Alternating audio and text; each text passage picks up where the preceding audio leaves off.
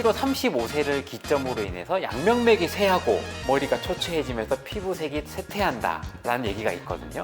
근데 희한하게 실제로 35세부터 우리 연구를 해보면은 임신율이 쭉 떨어져요. 그래서 우리가 거기서부터의 어떤 생리적 변화를 맞춰서 정력을 얘기하면 좋을 것 같아요.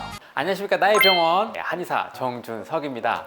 오늘도 알뜰한 정보 알려드리도록 하겠습니다. 남성 정력이 역시 인기가 별로 없는구나. 여성 정력에 이제 다 식상해진 거죠. 이제 다 아는 내용이고.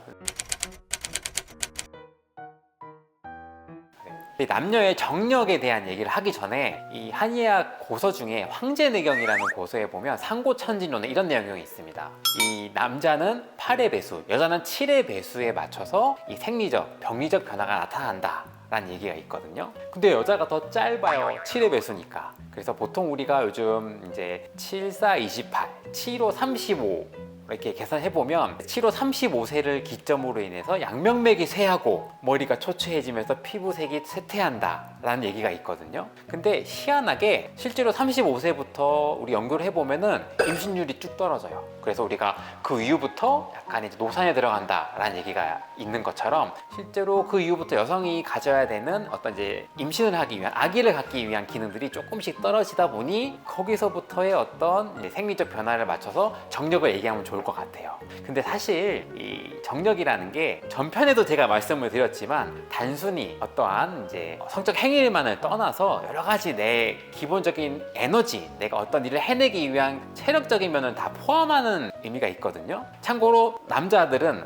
8의 배수에 따라서 이 나이가 들기 때문에 8, 5, 40세 이후부터 남자들이 큰 체력적 변화를 겪거든요. 남자는 양의 기운이 강하기 때문에 이 기가 너무 흩어져서 소모돼서 오는 병이 많고요. 여자분들은 음의 성격이 강하기 때문에 이 기가 자꾸 안쪽으로 울체돼서 소통이 되지 못함으로 인해서 오는 병들이 많아요. 근데 이게 여자분들이 화병이라는 얘기를 많이 하시는데 그때 기가 흩어지지 못하고 계속 움켜쥐고 있어서 내 가슴팍에 뭔가 채일 때 이때 뭔가 화병처럼 많이 느낍니다. 그럴 때 이제 뭔가 풀어내지 못함으로 인해서 오는 내 몸의 변화들이 많은데요. 그래서 한마디로 요약을 하자면 여성분들이 있어서 정력은 무엇이냐, 그 기운이 부족하다라는 의미보다요, 한 곳으로 흐르지 못하고 안쪽에 응축돼서 뭉쳐있다, 이것들을 어떻게 풀어내느냐가 여성분들의 정력을 결정하는 굉장히 중요한 지표가 될 겁니다. 되게 재밌는 실험이 하나 있었어요. 이 쌍둥이들, 일란성 쌍둥이들을 모아서 한쪽 그룹은 채식 식단만 하고요, 한쪽 그룹은 일반 식단만 했습니다. 8주 동안.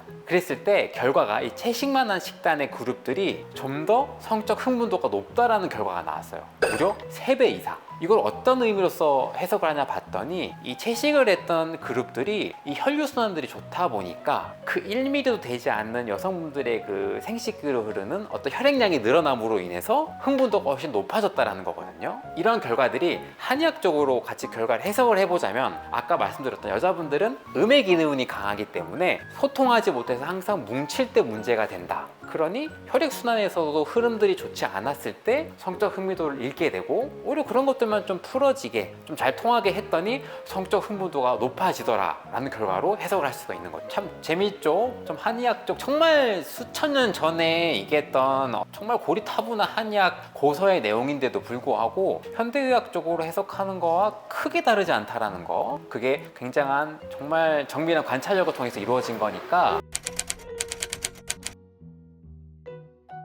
하지만 이제 좀 비아그라 같은 것처럼 혈관만 확장돼서는 여성분들한테 좀 어려운 게 아까 얘기했듯이 여성분들은 사실 부족해서라기보다는 남자들처럼 뭔가 부족해서라기보다는 충분한데 그쪽으로 보내지 못하는 게 좀 강한 거죠. 남자들은 양의 기운이 강해서 너무 발산을 많이 해서 늘 항상 고갈이 될 수 있지만 여자분들은 그에 비해서 항상 응축된 것로 인해서 제대로 뿜어내주지 못하는 게 있다 보니까 이때 한의학적으로 되게 많이 쓰는 약재가 향부자라는 약재가 있어요. 이 향부자의 특징이 어떤 여자분들의 그 심리적인 스트레스, 뭔가 내가 늘 항상 뭐가 막혀있고 뭔가 그 막힌 걸로 인해서 내가 제대로 발산하지 못한다라는 게 있을 때 그걸 좀 뚫어주는 굉장히 기를 발산하는 약이거든요.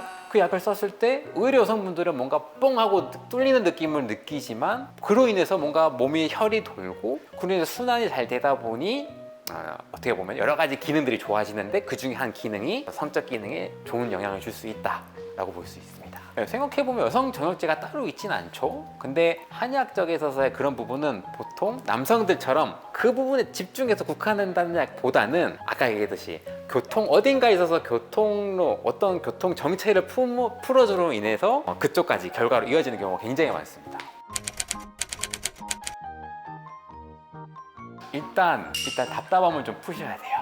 저는 여자분들한테 그걸 권하고 싶은 것 중에 하나는 일단 감정적으로 좀 풀어내셔야 됩니다. 그게 내가 화병이 됐든 어떤 굉장히 심각한 눌려있는 내가 스트레스 상황이든 간에 그게 극복이 돼야 여성분들의 다음 단계로서의 진행이 돼요. 그게 굉장히 디테일하고 다양한 층으로 이루어져 있긴 하지만 아까 얘기했듯이 남과 여를 본격적으로 나눠보자면 기질적으로 너무 다른 성향들의 사람들이에요. 따지고 보면 남자분들은 사실 계속 발산을 하고 뭔가 계속 내뿜어야 되는 사람들이고 여자분들은 계속 안으로 모으면서 수렴을 해야 되지만 그로 인해서 병이 언제든지 생길 수 있다는 거, 그거를 일단 이해를 하시고 나서부터의 다음 상황들에 대응을 하셔야 되는 겁니다.